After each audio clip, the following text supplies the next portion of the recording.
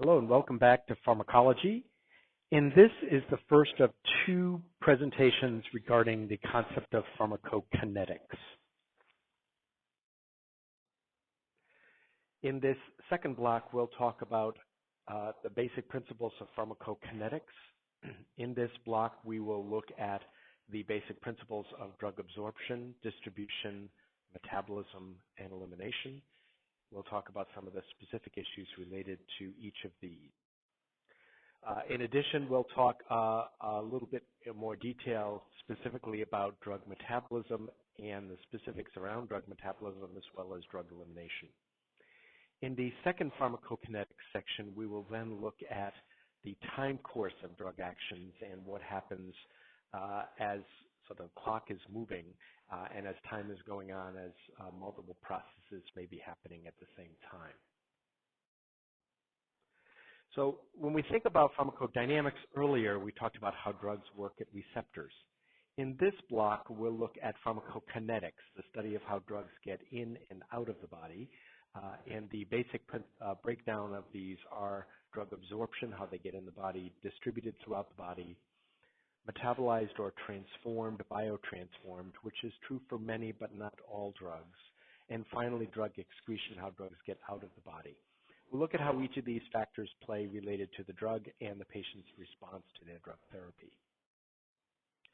So the four major concepts of pharmacokinetics, sort of the 30,000-foot view of this, is really falls into four areas. First is how drugs get in the body, how they're absorbed in the body. So a drug is outside the body. Do we give it orally? Do we give it by injection, by inhalation? Ultimately, the drug may or may not need to get inside at the receptor site.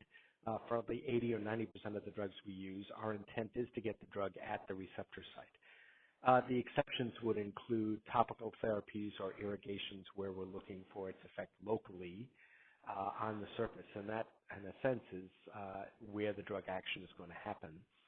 Or we sometimes have agents that only serve to change the environment in a particular area. Particularly, an example of that would be use of antacids to reduce gastric acidity or increase the pH in the stomach acid in the stomach itself. But most drugs, we're looking at getting it absorbed ultimately to get into circulation, and then from circulation, we're looking at where does it go from there. So the second concept, distribution, is to talk about once the drug gets into circulation, where does it go from there? Does it hang out in fat? Does it hang out in more water tissue? Does it cross the blood-brain barrier? Does it get into the site of infection where the infection is if it's an antibiotic? The third concept is metabolism. Metabolism happens with many, but not all drugs. Basically, what the body does with drug metabolism is to convert the drug from something that is fat-soluble to something that's more water-soluble. Or it may convert something from a less active compound to a more active compound. More often, it makes the active compound we ingest inactive, so that it chemically changes it such that it won't have an affinity for that same receptor. So drug absorption, getting it in, distribution, how it moves around the body, metabolism for the subset of drugs that are chemically converted in some way, and ultimately drug elimination, how it gets out of the body. Most drug elimination we think of classically is renal elimination, elimination out of the kidneys, into the bladder, into the urine. But we would also consider a chemical that is chemically converted or metabolized to something that's inactive and inert, doesn't have any activity in the body at all, would consider that in a sense elimination. Even though it may still be physically in the body, it doesn't bind to any receptors, it doesn't do anything, and so we consider that in a sense elimination as well. So let's first talk about drug absorption. Concept of here, drug absorption refers to lots of things. It can refer to giving an injection, particularly an intramuscular or a subcutaneous injection, and how that gets absorbed from subcutaneous tissue, for example, into the bloodstream and into the and then get ultimately distributed. But most often when we think about drug absorption, you think about enteral or gut absorption. And for orally administered medicines, it's classic that you will see that drug absorption happens more quickly on an empty stomach compared to when someone's eaten. If either yourself or you know someone who's been, for example, to an after-work cocktail party or where you didn't get a chance to eat and you started drinking when you had an empty stomach, you might have the experience, or that person might have the experience that the effects of alcohol were pretty rapid. And the issue is because of the empty stomach, you will actually see drug absorption happen quite quickly. For drugs that are intended to be immediate release drugs, to be dissolved into solution quite quickly, they don't have a delayed release property to them. They're intended to be absorbed all at once or soon. Usually those drugs, when we're giving them orally, they start to begin to be absorbed within 20 minutes to an hour. And so for most immediate released oral medicines, for most people with most drugs, you begin to see an effect within a half an hour, 45 minutes or so. But that depends in part on a concept we'll come back to in a few minutes called bioavailability. Most absorption, though, that happens in the gut happens via something called passive diffusion across a semi-permeable membrane, and you may remember this from basic biology, but we'll come back to talk about this in just a minute. For drugs to cross that membrane by passive diffusion, the drug must be two things. One, it must be small, relatively small in size, and secondly, it has to be fairly fat or lipid soluble. So those two factors render a drug more likely to be absorbed orally to cross membranes. So let's look at this concept of passive diffusion. This may also be considered concentration-dependent movement across a semi-permeable membrane or a permeable membrane. In this case, you see on the left-hand side a large number of molecules that will begin to cross the membrane. They will cross the membrane if the molecule is A, pretty small, meaning not a huge molecular weight compound, and secondly, if it's fairly fat soluble. That membrane that it's going to cross is fairly lipid in nature. It's a phospholipid, and so lipids don't like a lot of electrical charges or water-soluble drugs to cross, but fat-soluble drugs or not electrically charged drugs will cross pretty well. So let's look what happens in units of time. The more drug across one side of a membrane, the more likely in 1 unit of time that more drug will cross in that first unit of time. So if we count in the next couple of slides, in 1 second, 2 seconds, and 3 seconds, this is arbitrary units of time, but you will see that more drug crosses in the first unit of time than in the second or the third, depending on the concentration. So let's go. In 1 second, in 2 seconds, in 3 seconds, and ultimately, what you'll see happen is that in the first second, we had 4 molecules cross, in the second 2, in the third 1, until there was about an equal number on both sides. And then what you begin to see happening is that the drug crosses in the other direction. This is classic concentration-dependent transfer of drug. And this becomes really important in the next block we'll talk about in kinetics, because the behavior of most drugs in the body is in this concentration-dependent concept. And that is the foundation of a concept we'll talk about in the next block called half-life. You may be familiar with the concept of half-life. It's all related to concentration-dependent transfer across membranes or concentration-dependent processes such as drug metabolism. We'll talk more about that. So this concept of passive diffusion is how most drugs will cross membranes in the body. An important consideration as we look toward how drug movement happens. So drug absorption really will occur mostly by passive diffusion. In some regards, there might also be a carrier-mediated mechanism involved. There might be, for example, a protein or something else that facilitates transfer across the membrane as well. The classic example we can share here is the the sense that vitamin B12 or cyanocobalamin is not absorbed very well in the absence of something called intrinsic factor. If someone is deficient in intrinsic factor, they, at least historically, we used to require them to have vitamin B12 injections so that it could get another way to get the drug into the body.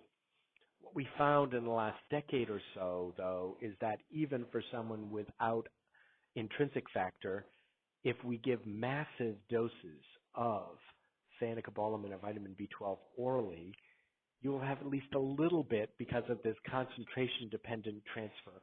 Enough will cross by passive diffusion to render the patient okay. So our modern-day treatment for most folks with vitamin B12 deficiency and no intrinsic factor is not to give injections, but to give very large doses of oral cyanocobalamin. There are a couple other things that happen with transport across membranes, and they can go in either direction. The transporter protein, the classic example, is movement from the intestinal lumen into the interstitial space, and intrinsic factor for vitamin B12 is pretty much an example of that.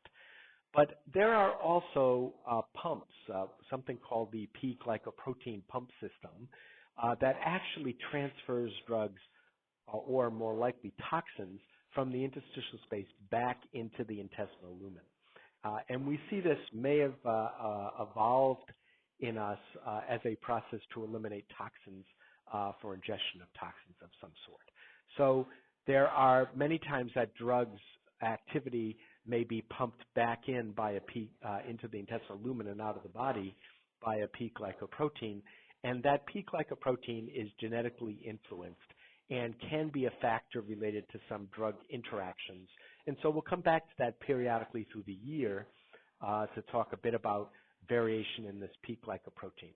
But for the most part, P-glycoprotein doesn't play a major role in most drug activity that we think of classically, but there are certainly examples where it does. So here's a picture or a graphic of the classic cell membrane. You'll see that it is a biphosphate, a lipid bilayer with proteins enmeshed, and those proteins can serve functions. Those proteins could be a carrier enzyme or a carrier process to facilitate transfer across the membrane. It could be a receptor, it could be an antigenic site, but keep in mind that it's only lipid-soluble drugs that pass membranes. That water-soluble drugs generally don't do a good job at crossing membranes. There's only a couple of examples where very water-soluble drugs do cross membranes, and those are drugs that are very, very tiny in their size if they're water-soluble. So the rates of absorption, how quickly a drug can be absorbed, is going to be a function of the route of administration, the dosage, and the dosage form that's used for the patient. Let's look for an example. I'm from New England, so the example I think of here is often comparing the shoreline of Connecticut and Rhode Island. A way you may look at this, if you're not from New England, is to think about what's going on the West Coast and the shoreline around San Francisco Bay versus the shoreline of the state of Oregon. And what you'll see is that while Connecticut is a larger state than Rhode Island, while Oregon is a larger state than maybe the regional area around San Francisco, what you'll find that there is more surface area around the state of Rhode Island, more shoreline around the state of Rhode Island. There's more shoreline around San Francisco Bay than there is shoreline along the state of Oregon, considering the amount of square footage around that area of land. And so as such, we see more shoreline or more surface area, in this case in the state of Rhode Island. Why does that relate to drug absorption? Is because the primary factor that's going to affect drug absorption is the surface area of the drug inside the GI tract. And if we compare the stomach to the small intestines, the stomach doesn't have a tremendous amount of surface area. It's more like Connecticut. And the small intestines has a very large surface area, with the villi, it's more like the shoreline in Rhode Island. And so much more drug is going to be absorbed in amongst all that surface area in the small intestines than we're going to see in the stomach. So as such, we consider that small intestines as the area of drug absorption, much more so than the stomach. We also consider the blood flow at the site of administration. We're lucky that we generally have good vasculature to the GI tract, and that renders that the drug will cross the membrane or the lumen from the GI tract into the interstitial space, and from the interstitial space cross another membrane into the blood vessels that are well vascularized in that region. And so you see a lot of drug absorption happening because there's good blood flow as well. There are other areas where there's good blood flow in the oral enteral cavity, and we think of the sublingual route as a possibility to enhance absorption in some limited cases. This not only relates to enteral or oral administered drugs, but in fact, if we give an intramuscular injection into muscle tissue for someone who doesn't have good blood flow to that muscle, you will see a slower response to effect. A classic example is if we have someone in anaphylactic shock and we give them an EpiPen, epinephrine intramuscularly. If we give it early, right after the bee sting or right after the peanut exposure, whatever that allergen is, before anaphylaxis kicks in, there's still good blood flow and the epinephrine gets absorbed well. If, however, the patient has had already gone into shock and their blood pressure and blood flow is very low, then that absorption of epinephrine is reduced. A similar phenomenon happens with subcutaneous administration of insulin, for example, and you'll find that insulin, if someone injects in a tissue area with insulin, and then they, in that same muscle area, go out for a run or a jog where there's good blood flow to that region, the effects of insulin is absorbed more quickly than if they were more sedentary after their injection of insulin. So blood flow does make a difference. Intravenous administration of drugs typically we see brings the drug right into circulation right away, and so that's less of an issue for drug absorption because IV just puts the drug right in the intravenous cavity. The solubility of the drug is also important as it relates to the rate of absorption. The drug actually has to be down to the molecules themselves. So if you have a large tablet, for example, the tablet has to be first dissolved and into solution before it will begin to cross membranes. So an oral solution of a drug where the molecules are in solution, it's just one single molecule with whatever the fluid vehicle around it is, as opposed to all the molecules clumped together. In solution, the drug is more quickly absorbed than a tablet form that has to first dissolve and get into solution and then is absorbed. And so if you're looking to get a more immediate response to a drug, giving an oral liquid form usually will work just a little bit faster than an oral tablet form will do. The pH around the environment also has some impact on drug absorption. This probably doesn't really make a huge difference, but it can make a significant difference in some cases, and so that becomes an issue we need to sort of be aware of. One concept that is a consideration is something called the pKa. You may remember this. It's the log of the acid dissociation constant. And this is a quantitative measure to look about the strength of an acid in a particular solution. And it really is reflective of how much the molecule will associate or dissociate, either become ionized or unionized in a particular pH. Not critical for you to know or remember the details of this, but important to recognize that the pH of an environment, depending on the drug, affects whether or not the drug will be ionized, meaning having electrical charges or not. The effects of ionization then is reflected here in that the molecule, the very same molecule that is ionized or has electrical charges, is less likely to cross a membrane than a drug that is unionized and does not have electrical charges and behaves more like a fat. Other things we can consider is that the drugs administered in higher concentrations are absorbed relatively more rapidly than those in lower concentrations.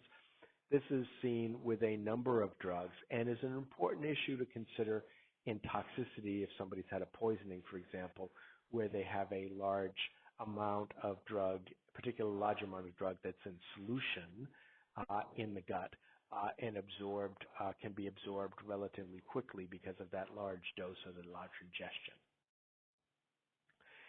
Sometimes we consider a concept called loading dose. We'll come back to this, but this is a way that we temporarily exceed the body's capacity for excreting the drug, and we'll use this as a way to get a higher amount of drug on board right away for someone who needs more drug immediately. And these are usually used, loading doses are usually used in emergent situations, or sometimes we use loading doses for drugs that take a long time before they equilibrate in the body. The third time we'll use loading doses is commonly in infectious disease. If someone is overwhelmingly septic, sometimes the first dose of the antibiotic is a larger dose than subsequent doses are. When we talk about loading dose, we're going to also come back and talk about a concept called the volume of distribution, and that is where the drug likes to hang out. And the dose we'll start with will often be indicative of where the drug hangs out and where it's going to distribute to. So we'll come back and talk about volume of distribution in just a little bit. The routes of administration of a drug can be either oral or enteral or some other way. There's lots of ways we can administer drugs, and many drugs that are on the market are available both as an oral form and as an intravenous form or some other parenteral delivery system. So we have different ways to go, and we'll talk about some of those in just a minute. When we give a drug, the time course of the drug is going to be dependent on the route of administration that we give it. So if we give an intravenous drug, for example, the levels will be achieved pretty quickly in the bloodstream or in the serum, and they get pretty high. We compare this to intramuscular, or like intramuscular, subcutaneous injection has a sort of a profile that's similar to intramuscular. It's absorbed more slowly, maybe over half an hour or an hour, as opposed to the time it takes IV. It's almost instantaneous, depending on how long we give the IV for. But I am a little slower to achieve a peak level, and that peak is a little more delayed. And with oral administration, it's widely variable depending on the drug, but typically the oral levels don't get as high as the same dose would be if we gave it IV, and the peak effect that we'd expect to see is not only a lower level, but a delayed level as well. The major routes of administration, there really are four categories of groups we're going to think about. We think of enteral as anything from the enteral canal and the GI tract at all. And that is probably the most common route we'll give for most medicines, at least in primary care. Parenteral means giving it not by the enteral route, but injecting it or inserting it in some way directly into the bloodstream or into tissue for rapid absorption into the bloodstream. And the classic parenteral routes we think about are intravenous, subcutaneous, intramuscular, maybe intradermal. Those are really the routes we think of. Another route could be intrathecal, or intrasynovial, perhaps directly injection of a drug into a particular cavity in the body. The last two routes we'll briefly talk about are pulmonary. These are usually by inhalation, and most of the time pulmonary administration of a drug is limited to those agents that are used in management of pulmonary conditions. Most of the time there isn't enough absorption of a drug by the pulmonary route to be clinically significant. And finally, there's topical administration, and interestingly, topical administration often, or most often, is just for its local effect. For example, we give bacitracin on a cut or a wound, bacitracin ointment, it really doesn't penetrate very deeply into the tissue. It's really for a local effect. And what it basically will do is it doesn't do a lot to uh, to really kill a lot of the bacteria that are there, maybe some of them, but it really keeps the population of new bacteria down. But that's kind of limited what it can do. There are other medicines we can give topically that actually are absorbed systemically and get into circulation, and those include things like a fentanyl patch or an estrogen patch or a nicotine patch, scopolamine patch. There are antihypertensives that can be done that way. The most common one is clonidine. It's also available as a topical patch. The products that have a systemic effect when given topically are drugs that are very small molecular weight and very fat soluble. So they actually will penetrate through the dermis into the bloodstream. So always a consideration for any exposure when you have a topical administration of a drug or topical application of a drug. Keep in mind that you as the caregiver could actually be exposed to some drugs and absorb some of them if you're not wearing protective gear or gloves. So let's first talk about the enteral route of administration. These are drugs that are absorbed at any point in the GI tract. They're generally, enteral is the most common and economical and convenient, and usually we consider about the safest route of administration. Unfortunately, it can be less than fully reliable depending on the drug itself, but also depending on the food contents in the gut, perhaps the emotional state or the physical activity of the patient as well. Let's start in the oral cavity, which is pretty richly vascularized, particularly under the tongue. We can give drugs sublingually or under the tongue for a relatively rapid absorption. Some of it is absorbed right in under the tongue, and the classic example here is nitroglycerin. Nitroglycerin can be given orally, under the tongue, actually sublingually. The tablet dissolves quickly, and by dissolving so quickly, it is actually available to cross membranes quite rapidly and right into those blood vessels and absorbed directly into systemic circulation right away. So sublingual administration, either by tablet or by nitroglycerin spray, is an option we have for alleviating chest pain almost immediately for someone who is having chest pain. So that's a route we can use. There are many dosage forms that are also dissolved under the tongue, but not all of it gets absorbed sublingually because of the nature of the compound itself. So for example, in psych mental health, we have orally administered antipsychotics that are rapidly dissolving for folks who would otherwise perhaps spit out their meds. But they're not really absorbed all that well by sublingually. They're just dissolved in saliva and swallowed, and then they're absorbed through the rest of the GI tract, as we'll talk about. The other agents you might find sublingually or given as a rapidly dissolving dose form include some of the treatments for nausea and vomiting. And the classic example here is the drug ondansetron.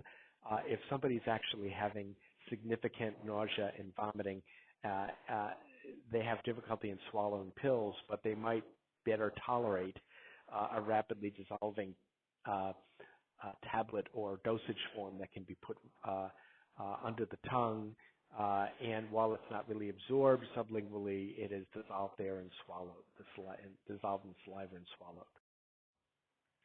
So sublingual is an option. In a number of cases, we use it most often for things like nitroglycerin. There are other forms that some of it is actually absorbed sublingually. Sometimes we just put it under the tongue to have it dissolved there, but it actually is absorbed in saliva. Many years ago, we had a calcium channel blocker called nifedipine. We still use nifedipine, but we used to use it and recommend it be the capsule be pierced and the liquid contents of the capsule, which contain nifedipine, squirted under someone's tongue to lower their blood pressure. The issue is that it actually lowered blood pressure too well and too quickly, and patients had consequences to that very quick drop in blood pressure that weren't very good. So we really don't recommend sublingual administration unless there's good data to support it. We also could have buccal administration. That's when the drug is placed between the cheek and the mucous membranes, the teeth and the mucous membranes of the cheek. The classic example here is chewing tobacco, which is absorbed, nicotine is absorbed there. In addition, the chewing tobacco itself is clearly known to be carcinogenic, and so oral cancers are very, very common with folks who do chewing tobacco over many. Some drug absorption can happen in the stomach. The stomach has a good blood supply, reasonable blood supply, but it's not usually a great site of drug absorption because, one, it doesn't stay in the stomach usually that long, and secondly, the pH of the environment may affect it. But thirdly, and probably most importantly, it doesn't have a lot of surface area. So stomach is a possibility for absorption, but we don't see all that much happen. One of the things to think about with stomach absorption is that the pH is usually quite acidic. The exception would be someone who's on an agent that affects stomach acidity, and that would be a proton pump inhibitor or an H2 blocker or an acid therapy. But the stomach pH can affect ionization of a drug. That could affect some degree drug absorption. Other things to think about with drug absorption and what's critical is that patients have enough fluid with their medicines to allow the medicine to dissolve, to not stick to the side of the esophagus, for example, and cause either a choking risk or an irritation risk to the esophagus, but also to allow that fluid allows the drug to dissolve and to end up in solution so it ultimately can be transferred. So an important principle of drug absorption involves taking meds with 4 to 8 ounces of fluid. Usually water is what we recommend. There are some medicines you can use other types of fluids to take your meds with, but sometimes things like fruit juices or other substances may actually inactivate certain medicines, particularly certain antibiotics. And so you want to be aware that you've got good data to say that if you're using something other than water to take meds, that there's data that isn't going to cause a bigger problem. Most of the drug absorption happens in the small intestines because of both the rich blood supply and the large surface area. Usually the pH of by the time you get to duodenum is pretty neutral or slightly alkaline, and so you generally see good drug absorption. The only concern would have is if somebody has excessive diarrhea or intestinal motility, and the drug is in a longer acting delivery system that's intended for slow release over time, over hours, you could see decreased absorption of the drug itself. Finally, we have rectal administration, and that can be done either as an enema or as a rectal suppository. We don't use rectal administration all that often because the variability in absorption can happen from patient to patient because of rectal contents, because of drug irritation, because of the vasculature in the area varies based on different people.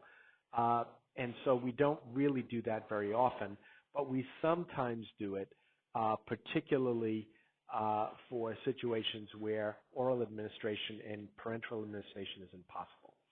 Let's give you 2 examples for that. One is rectal administration of a benzodiazepine like diazepam or Valium or lorazepam or Ativan for someone who's having a seizure. If they're having a seizure, a patient can't take oral medication while they're seizing, and unless there's a paramedic or someone around to start an IV for the patient, which can be done in between seizures, otherwise, the only way to give it is by rectal administration, and there are formulations available for rectal administration of benzodiazepines like Valium or Ativan, and so the caregiver or the family member or whoever for the patient who's so affected can administer that dose, and hopefully that might help with the seizure control.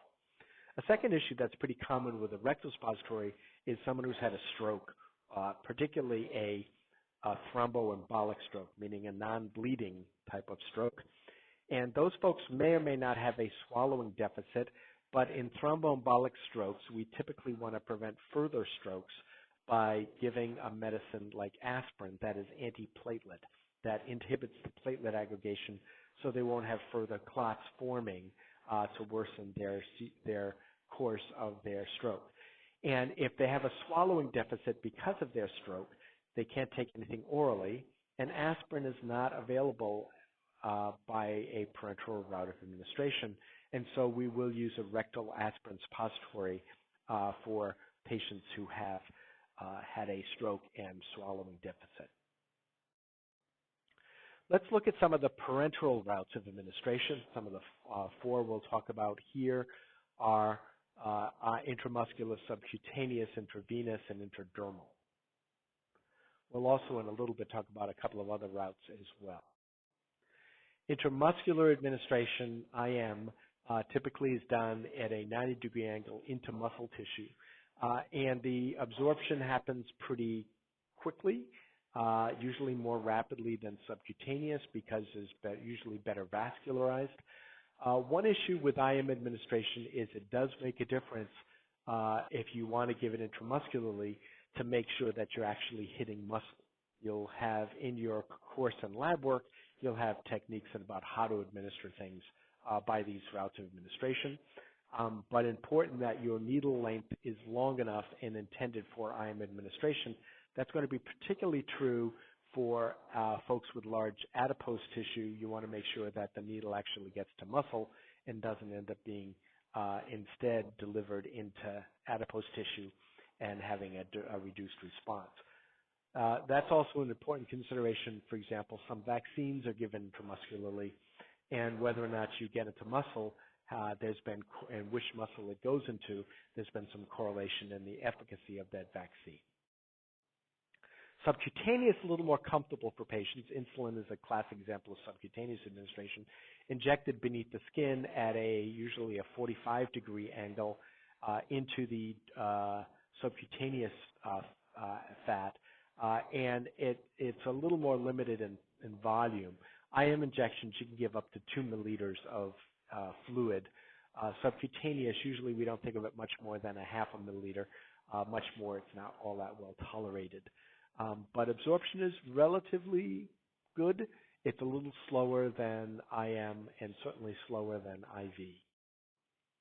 Intravenous or IV is the classic route of administration, particularly in hospital settings. And while you can directly give a drug right into the vein, right at the spot, most commonly what we'll do to preserve the venous access is to insert a catheter, and that indwelling catheter will be used for a period of hours or days, or depending on the catheter type, weeks or months or longer, so that port can be accessed and drugs can be given directly by intravenous administration. The advantage of IV is that it's rapid, that all the drug gets absorbed in almost all cases, and that you can give sometimes larger doses can be tolerated compared to other routes of administration. Intradermal, not that often that we use intradermal. We use it most often for skin testing in very, very small volumes, usually less than a tenth of a milliliter. And we'll use this historically, was used for TB testing. We'll use it sometimes to test for allergic responses, skin testing for allergy testing and such. So you'd want to be kind of aware of that. There's a couple of other routes of administration. One is endotracheal, which we don't do much anymore. A couple of decades ago, this was a route of administration, and sort of when a paramedic, for example, came on a scene and didn't have a intravenous access for a patient, couldn't get it, some emergency medicines could be administered by the endotracheal tube when the patient was already intubated, but not all that commonly done in practice anymore, largely replaced by intraoffice administration. But historically, we used to give lidocaine or epinephrine, atropine, or naloxone by this route. Intraosseous administration is the administration directly into a bone cavity, and we use this most often in pediatrics. And it's a way that in an emergent situation when there's no other way you can't get IV access on someone, you can actually drill into the bone marrow and administer the drug via that route. It's a little difficult, a little invasive, but when it's an emergency situation, that's a way to give fluids or to give drugs by that means of administration. Pulmonary, and I'm going to sort of, what I didn't include a slide here, but let me just say before I get to pulmonary is nasal administration. There are only a couple of drugs where we give by nasal administration. One of them are the nasal corticosteroids, usually, and we'll get some regional absorption of the steroids. We use those for allergies, and they work pretty well. We don't get a huge amount of systemic absorption for them. The drug that we do give intranasally quite commonly in the last 2 or 3 years and does have a systemic effect is naloxone or Narcan, the agent, the antidote for heroin or opioids. And so in the field, it's very common now to use intranasal naloxone for systemic absorption. But when we think pulmonary route, we don't usually think nasal. We usually think of a route where you get deeper into the lungs, and you see absorption of the drug into the bloodstream could be possible. It depends on the nature of the drug. Most of the drugs, though, we use for by the pulmonary route are usually limited to drugs that have a direct effect in the pulmonary tree or in the regional area and not really for systemic effects. The only pulmonary route we use for systemic effects really are the anesthetic gases, which is done by an anesthesiologist in the OR. But outside of that, really in practice, in most of our practices, what we'll see is bronchodilators, maybe inhaled corticosteroids or inhaled antibiotics, but those last two are very limited in their scope and their benefit. Inhaled steroids, it does have a clear benefit, but inhaled antibiotics is only one available, and it really only works to suppress organisms, not used to treat pneumonia or something like that. We can also give drugs topically, either for their local effects or if it's a very small molecular weight fat-soluble drugs for their systemic effects, systemic absorption. And the classic drug that's absorbed topically quite well is nitroglycerin, can be given as a paste or an ointment or as a patch. There are lots of other drugs as well. Sometimes, though, the more common scenario you'll think of for topical administration is a cream or an ointment for a local or regional effect, typically a corticosteroid, hydrocortisone treatment, for example, to reduce inflammation for someone who's having particularly allergic or inflammatory reaction on the skin. So some things to think about in differentiating some of the routes of administration is keep in mind that intravenous administration, all of the drug reaches systemic circulation, and it happens virtually immediately. Whereas intramuscular, all of it usually reaches systemic circulation, but there's a delay of 30 minutes. In oral, you could have a lot or a little, depending on how much is bioavailable. The bioavailability of the oral product, you see a wide variation in how much ends up in circulation. And some drugs don't get absorbed at all. If they're large molecular weight drugs, oral administration doesn't work, or at least it doesn't have systemic effects. But there are drugs that we give by oral administration for a local effect instead of a systemic effect. And the classic example here is the antibiotic or antimicrobial drug vancomycin. Vancomycin is a large molecular weight antibiotic, and we give it intravenously in the hospital very commonly for lots of gram-positive infections, particularly methicillin-resistant Staph aureus. Vancomycin is also available as an oral formulation, and we do give it orally, but it won't be absorbed systemically, so why would you give oral vancomycin? It only has one indication or purpose, indication meaning purpose or reason for using, and that indication is for Clostridium difficile diarrhea, that the vancomycin remains in the lumen of the gut and will work to decrease the Clostridium difficile within the gut and reduce the effects of C. diff, colitis, and hopefully help patients in their treatment for Clostridium difficile. But the oral bioavailability of vancomycin is considered almost 0%, and so you need to be quite clear that if you've got somebody on IV vanco, just because you see an oral formulation of vanco available doesn't mean you can convert them later in their course of therapy from IV vancomycin to oral vancomycin. So you have to be aware of the bioavailability of the drug you're using. In addition, a disadvantage of oral meds is that it usually takes at least a couple of hours to see the effect you want to see, as opposed to giving intravenously, where you may often see the effect depending on the nature of the drug distribution and the drug at the site of the receptor. You may see the effect right away. The extent of absorption is the bioavailability of the drug. We kind of alluded to this already.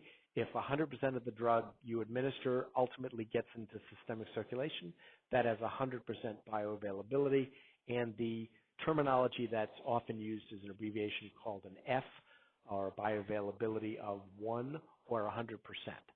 If only 65% of a drug reached systemic circulation, you gave 100 milligrams, but only 65 ultimately made it into the bloodstream, that would have a bioavailability of 65%. So the bioavailability is a function of the route of administration, of the property of the drug. Is it fat or water soluble? It's also a function of the formulations of the drug salts, and something we'll allude to is the first pass effect.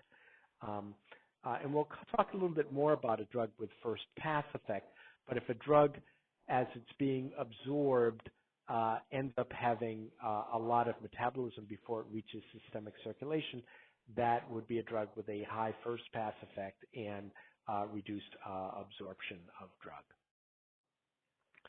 Sometimes the salt form impacts how much drug is absorbed, or the bioavailability.